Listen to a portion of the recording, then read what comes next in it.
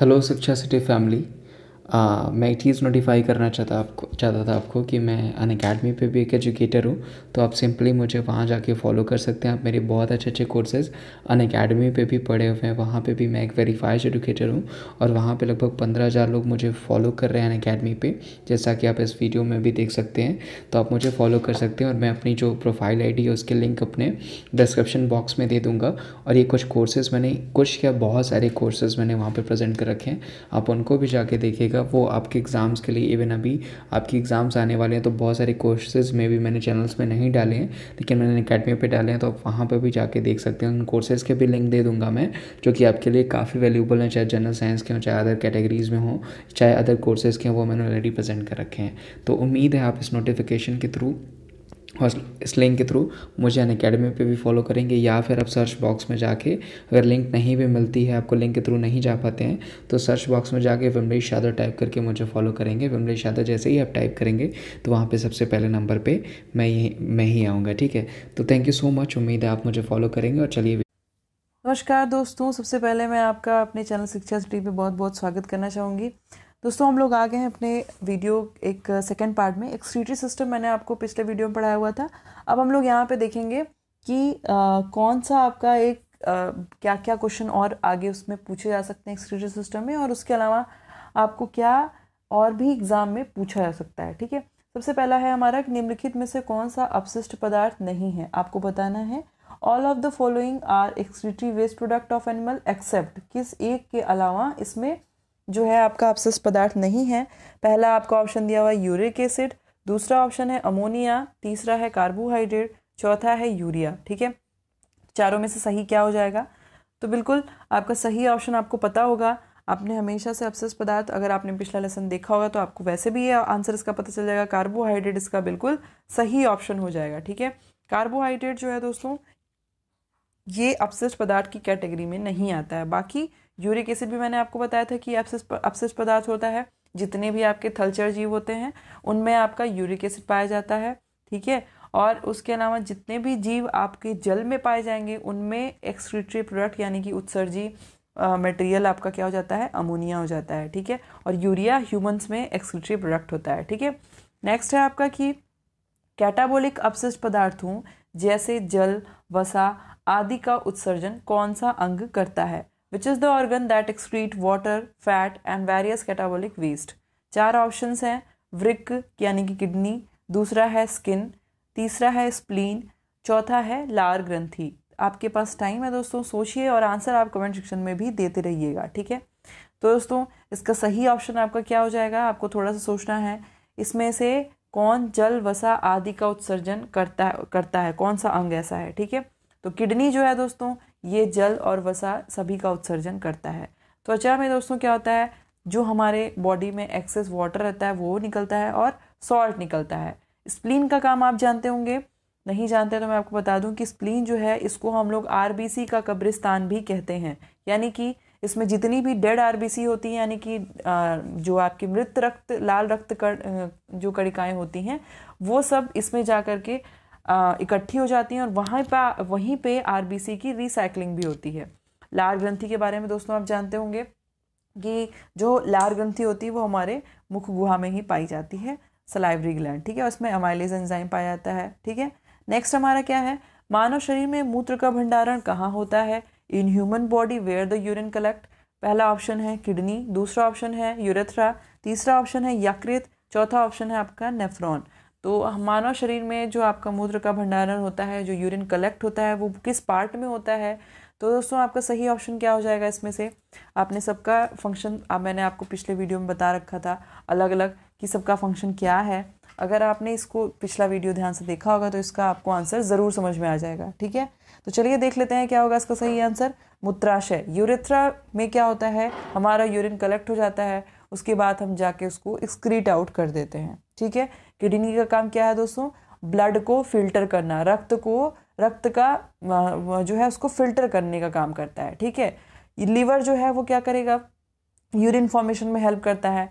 Nephron क्या होता है? नेफ्रॉन किडनी का फंक्शनल यूनिट होता है, यानी कि नेफ्रॉन ही किडनी में, नेफ्रॉन्स एक नेफ्रॉन से मिलकर के पूरी किडनी बनी होती है, और एक जो नेफ्रॉन होता है वही क्या करता है? रक्त को फिल्टर करने का काम करता है। ठीक है, अब देखिए सेम उसी से रिलेटेड क्वेश्चन मैंने आपसे यहाँ पे पूछ दिया है, मानव शरीर में किस तंत्र से नेफ्रॉन का संबंध है दोस्तों? तो मानव शरीर में जो नेफ्रॉन का संबंध है वो आपका किससे है? परिवहन तंत्र से है, या फिर उत्सर्जन तंत्र से है यानी कि एक्सक्रीटरी सिस्टम से है, या फिर रिप्रोडक्टिव सिस्टम से है, या फिर श्वसन तंत्र से है यानी कि रिस्पिरेटरी सिस्टम से। आपको बताना था कि नेफ्रॉन का रिलेशन किससे है। दोस्तों आपका सही ऑप्शन क्या हो जाएगा? आपका सही ऑप्शन दोस्तों हो जाएगा उत्सर्जन तंत्र, यानी कि एक्सक्रीटरी सिस्टम में आपका नेफ्रॉन का संबंध है। अब आप सोचोगे कैसे? ऐसे कि किडनी जो है वो आपको पता होगा कि उत्सर्जन तंत्र का एक महत्वपूर्ण हिस्सा है। किडनी हो गया, मूत्रवाहिनी हो गया, मूत्राशय हो गया। तो किडनी किससे मिलकर के बनी है? नेफ्रॉन से मिलकर बनी है। एक एक नेफ्रॉन क्या करता है? रक्त को फिल्टर करने का काम करता है। तो नेफ्रॉन क्या हुआ आपका? उत्सर्जन तंत्र का ही तो अंग हुआ ना। सर्कुलेटरी सिस्टम में क्या क्या आ जाएगा हमारा? सर्कुलेटरी सिस्टम में हमारे क्या आ जाएंगे? लंग्स आ जाएगा, फेफड़े आ जाएंगे, यानी कि ब्लड सर्कुलेटरी सिस्टम की बात हो रही है, रक्त परिवहन तंत्र। ठीक है, रिप्रोडक्टिव सिस्टम में आपको इसके लिए बताने की ज़रूरत नहीं है। श्वसन तंत्र यानी कि रिस्पिरेटरी सिस्टम में आपको क्या हो जाएगा? हमारा लंग्स आ जाते हैं, नोज आ जाता है, ट्रैकिया आ जाता है। ठीक है, ऑसोफेगस, ये सब हमारे श्वसन तंत्र में आ जाएंगे। ठीक है, त्वचा, गुर्दे, फेफड़े तथा बड़ी आंत, स्किन, किडनी, लंग्स और लार्ज इंटेस्टाइन, ये सब आपके किसके पार्ट हैं? उत्सर्जन अंग के, या फिर प्रजनन अंग के, या फिर पाचन अंग, या फिर श्वसन अंग। तो दोस्तों मैंने आपको बताया था कि त्वचा जो है ये किसका ये भी आपका क्या हो जाता है? एक उत्सर्जन अंग का ही, उत्सर्जन अंग में ही इसको हम लोग कंसीडर करते हैं, क्योंकि जितना भी एक्सेस हमारे बॉडी में वाटर होता है और सॉल्ट होता है वो स्किन से ही बाहर आ जाता है। फेफड़े क्या करते हैं? लंग्स जो है वो हमारा गैसियस एक्सचेंज में भी हेल्प करते हैं, और साथ ही साथ ब्लड को जो है आपका ब्लड का को मतलब एक तरीके से पास करते हैं हार्ट की तरफ। ठीक है, तो ये सब आपके क्या हैं? एक्सक्रीटरी ऑर्गन के पार्ट हैं। ठीक है, इसके बाद दूसरा क्वेश्चन क्या है आपका दोस्तों? प्रत्येक गुर्दे के ऊपर क्या होता है? विच gland is found above the kidney? ठीक है, तो क्या होता है प्रत्येक गुर्दे के ऊपर? एक एड्रिनल ग्लैंड, दो एड्रिनल ग्लैंड, चार एड्रिनल ग्लैंड, या कोई नहीं? सबसे पहले तो मैं आपको बता दूं दोस्तों कि गुर्दे के ऊपर यानी किडनी के ऊपर एड्रिनल ग्लैंड होती है। एड्रिनल ग्लैंड क्या करती है? ये एड्रिनलिन नामक हार्मोन को सिक्रीट करती है, यानी कि एड्रिनलिन हार्मोन का स्रावन करती है। एड्रिनलिन हार्मोन दोस्तों तब आता है जब हम लोग को बहुत झटके में कभी भी डर लगता है या हमें बहुत गुस्सा आता है, तो फ्लाइट और फ्लाई हार्मोन या इमरजेंसी हार्मोन भी हम लोग इसको बोलते हैं। ठीक है, तो अब आपको बताना है एक एड्रिनल ग्लैंड पाई जाती है, दो, या फिर चार, या फिर कोई नहीं। तो जाहिर सी बात है कि आपका अगर दो किडनी है तो दो एड्रिनल ग्लैंड पाई जाएंगी, एक एक दोनों के ऊपर लगी होती हैं। ठीक है, नेक्स्ट है दोस्तों आपका कि दायां बायां गुर्दा, मूत्रवाहिनी, मूत्राशय, मूत्रमार्ग, ये सब किसके पार्ट हैं? तो ये सब आपके बहुत आसान क्वेश्चन है, एक्सक्रीटरी ऑर्गन के ही पार्ट हो जाते हैं। ठीक है, अब ये क्वेश्चन दोस्तों थोड़ा सा आपको यहाँ पे घुमाएगा। कैप्सूल, कॉर्टेक्स, मेडुला और रेनल पेल्विस किसका पार्ट है? तो देखिए दोस्तों ये तीनों ही आपके उत्सर्जन तंत्र के पार्ट हैं। कैसे कैसे हैं ये हम लोग आगे देखेंगे दोस्तों। अभी मैं आपको उत्सर्जन तंत्र का कैसे यूरिन बन रहा है और कैसे वो लोग पार्ट है वो मैं आपको बताऊंगी। आपको तब तक इस क्वेश्चन के बारे में बताना है, ऐसा कौन सा ऑर्गन है जो कि सिकुड़ता है और फिर गुर्दों से मूत्राशय में पहुंचाती है, उसे कहते हैं। ठीक है, जो सिकुड़कर मूत्र को गुर्दों से मूत्राशय में पहुंचाती है। Which organ shrink and pass the urine in urinary bladder? मूत्रवाहिनी, फेफड़े, बड़ी आंत, कोई नहीं। ठीक है, तो दोस्तों इसका सही ऑप्शन ए हो जाएगा। मूत्रवाहिनी जो है वो जब सिकुड़ता है तो क्या होता है, किडनी से जो भी हमारा जो भी फिल्टर हुआ यूरिन होता है वो कहाँ पहुँचता है? वो हमारे यूरिनरी ब्लैडर में यानी कि मूत्राशय में पहुँच जाता है। अब दोस्तों मैं थोड़ी सी बातें आपको बताना चाहूँगी किडनी के नेफ्रॉन के बारे में। नेफ्रॉन कब से कह रही हूँ मैं, पिछले दो वीडियो से नेफ्रॉन के बारे में मैंने आपको बताया। तो नेफ्रॉन जो है दोस्तों ये बहुत ही छोटी इकाई होती है किडनी की। ठीक है, बहुत ही छोटी इकाई किडनी की होती है। इसका काम क्या होता है, हमारे रक्त में जितना भी जल घुला होता है, जितने आयंस होते हैं और जितने छोटे छोटे मॉलिक्यूल्स होते हैं और जितने विषाक्त पदार्थ होते हैं सभी को निकाल देता है। अल्ट्रा फिल्ट्रेशन हम लोग उसको बोलते हैं दोस्तों, जो नेफ्रॉन करता है। ठीक है, अल्ट्रा फिल्ट्रेशन में यही होता है कि जब जो भी ब्लड होता है उसको फिल्टर करने का काम करता है अल्ट्रा फिल्ट्रेशन में। अब दोस्तों एक नेफ्रॉन की अगर बात आएगी तो उसमें इतने पार्ट आते हैं, glomerular capsule, glomerulus, proximal convoluted tubule, loop of nephron, distal convoluted tubule और कलेक्टिंग डक्ट, इतने पार्ट आते हैं। इससे पहले दोस्तों इसका नाम देखने से पहले यहाँ देख लीजिए रीनल पेल्विस कहाँ पाया जा रहा है, जैसा कि मैंने आपको बताया था कि मैं आपको फिगर में दिखाऊंगी। दोस्तों देखिए ये जो आपका ये वाला जो अगर ये फिगर आप देखते हैं, अगर हम लोग एक किडनी को बीच में से काट दें तो आपको इस तरीके का कुछ स्ट्रक्चर दिखाई देगा, ठीक है। इस स्ट्रक्चर में दोस्तों जो नीला वाला भाग है उसमें से हमारे शरीर का साफ रक्त अंदर घुसता है, ठीक है।